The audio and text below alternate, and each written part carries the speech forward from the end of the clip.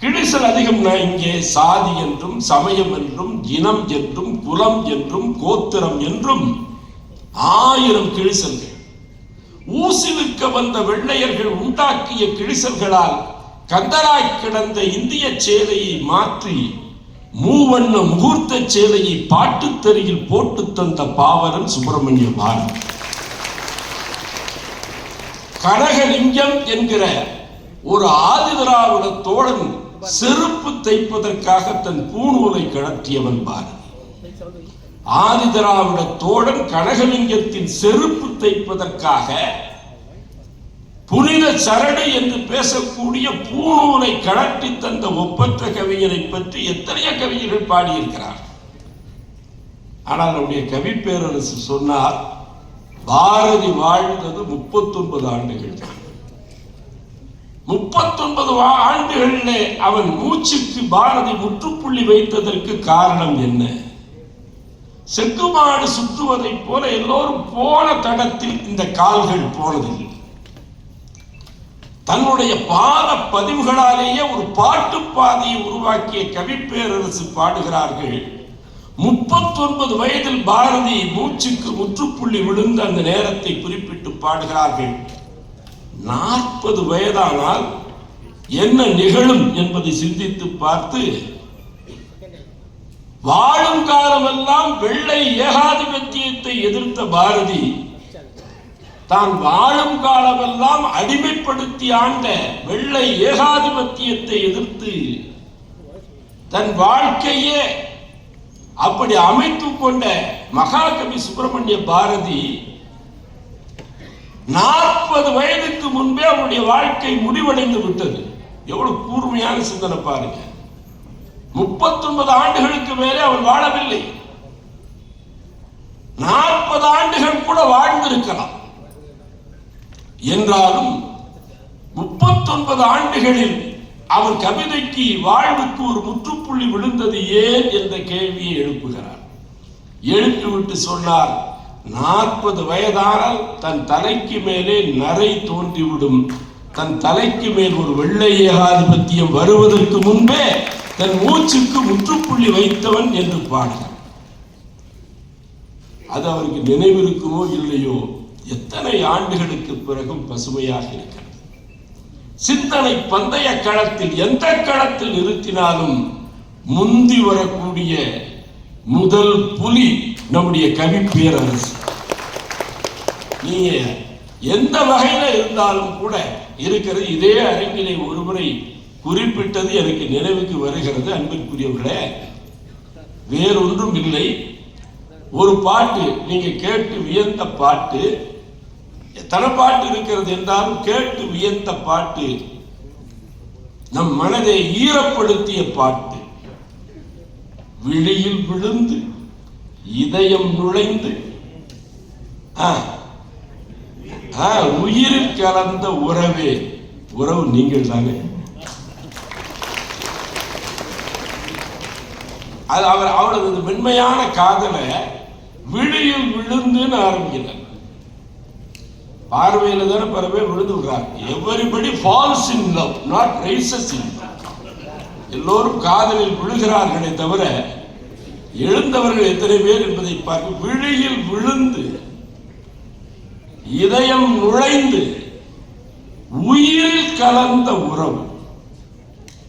இந்த நாட்டில் 1000 சாதி பேதங்கள் இன்றைக்கு இருக்கின்றன. ஆனால் அவர்கள் எழுதுகிறார், அது அலைகள் ஓய்வதில்லை என்ற திரைப்படம் என்று நினைக்கிறேன். அதே மண்ணிலே உதித்து அண்மையில் மறைந்த பாரதி ராஜா அவருடைய படத்துக்காக எழுதின அந்த பாட்டில், இங்கு 2 ஜாதி மல்லிகை தொட்டுக்கொள்ளும் காமன் பண்டிகை.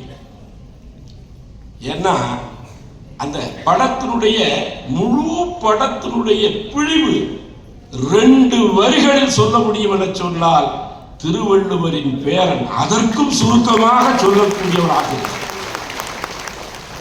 இங்கு 2 ஜாதி மல்லிகை.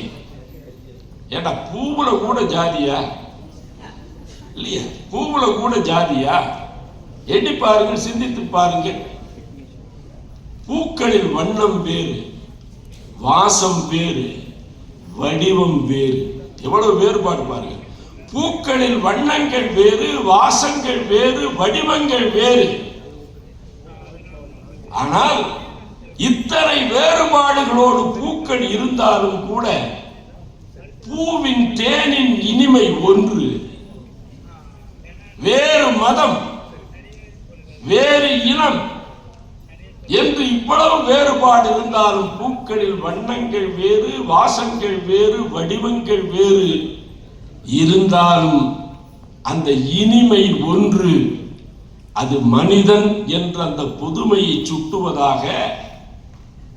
ஏதுபல வேறுபாடுகளுக்கிடையும் அந்த காதல் இனிமை என்பது ஒன்றுதானே. வண்டுகளுக்கு தெரிந்த உண்மை ஏன் இந்த மண்டுகளுக்கு தெரியும்? இது காமன் பண்டிகை என்று சொல்லுகிறார். காமன்னா மன்மதம். காதலுக்குள்ள வல்லமை என்ன? உன்மதம், என்மதம், சம்மதம் ஆக்கும் மன்மதம். பத்தா இன்னும் நல்லா தட்டலாம். உன்மதம் ரெண்டே வார்த்தை சொன்ன இல்லையா? இங்கு 2 ஜாதி மல்லிகை, அந்த முழு படத்தையும் அதுல சொல்லிடுற. தொட்டுக்கொள்ளும் காமன் பண்டிகை, வெரி காமன் பண்டிகை, பொதுவான ஒரு திருவிழா. உன்மதம், என்மதம், சம்மதம் ஆக்கும் மன்மதம். இது உண்மையா இல்லையா? அந்த கவிதையை படித்த உடனே எனக்கு தோன்றியது, நீங்க பாத்தீங்கன்னு சொல்லி சொன்னா, இந்துக்கள் காலையில் திருமணம் வைக்கிறார், முஸ்லிம்கள் மதியம் திருமணம் வைக்கிறார், கிறிஸ்தவர்கள் மாலையில் திருமணம் வைக்கிறார்கள். ஆனால் முதல் இரவு எல்லோரும் இரவில் தான் வைக்கிறார்கள். அதுதான் காமம் இல்லையா? மன்மதன் பண்டிகை என்று. அப்ப ஒவ்வொரு இனத்திற்கும் தனித்தனி பண்டிகை இருந்தாலும் கூட பொதுவான பண்டிகை இது என்பதை அவர் எண்ணி சொல்லுகிற பொழுது அவ்வளவு மகிழ்ச்சியாக இருக்கு. அப்ப நிச்சயமா திருவள்ளுவனுக்கு ஒரு பேரன் இருக்கிறான்னா, இதோ அமர்ந்திருக்கிறான் அந்த கவிஞன் என்றுதான் பொருள். அவருக்காவது 7 சீர், 7 சொற்கள் தேவைப்பட்டது. 2 சொல் நெத்தியில் அடிச்சது மாதிரி இல்லையா? இப்ப உள்ளங்களை இப்படி எடுத்து சொல்லக்கூடிய எண்ணற்ற கவிதைகள் இருக்கிறது. இன்றைக்கு பார்த்தா சூழ்ந்திருக்கக்கூடிய போர் மேகங்களை பற்றி நான் சொல்ல வேண்டிய தேவை. 3ஆம் உலகப் போர் அவரே எழுதியிருக்கிறார். 3ஆம் உலகப் போர் எதற்காக நிகழும் என்பதையும் அவர் கணித்து எழுதியிருக்கிறார். நான் உள்ளபடியே வியந்து வியந்து பார்க்கிறேன். இங்கே நம்முடைய சுகுமார் கூட குறிப்பிட்டு பேசினார்.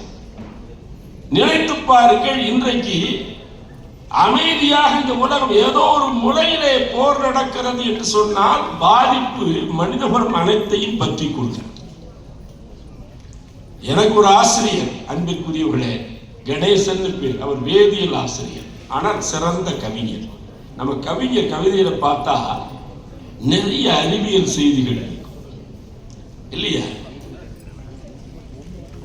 எரிக்காத சக்தியும் மரிக்காத உணவும், கவி பேரரசு சொல்கிறார். எரிக்காத சக்தியும் செரிக்காத உணவும் மயான தேரின் 2 சக்கரங்கள் என்று சொல்றார். சாகரை தவிர வேற வழி இல்லை. மயான தேரின் 2 சக்கரங்கள், எரிக்காத சக்தி, அது செரிக்காத உணவு. இந்த 2ம் மயான தேரின் 2 சக்கரங்கள் என்று சொல்கிறார்.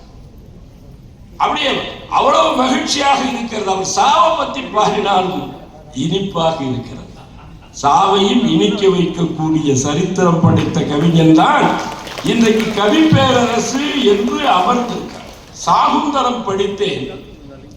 சாகுந்தலத்தில் துஷ்யந்தன் சகுந்தலையை ஒரு கண்ம முனி அவருடைய ஆசிரமத்துக்கு பக்கத்திலே வேட்டையாட வந்தவன் இந்த மானிடம் சிக்கிக் கொண்டான். சகுந்தலை என்கிற மானிடம் வேட்டையாட வந்த அரசன் சிக்கிக் கொண்டான். சிக்கிக்கொண்டு காதல் வயப்பட்டான். அங்கேயே அவளை காந்தர்வ மணம் செய்தான். நாட்டில இருந்து அழைப்பு வந்து விட்டது அரசனுக்கு. அரசன் புறப்பட்டு இவளை அப்படியே திருமணத்திற்கு பிறகு கருமூட்டிய அந்த கணவன் காதலன் பிரிந்து போகிறான். பிரிந்து போகிற பொழுது மனமெல்லாம் காட்டிலே கண்பமுனி ஆசிரமத்தின் அடியில் அவருடைய பெண்ணை போல இருந்த சௌந்தரையனுடைய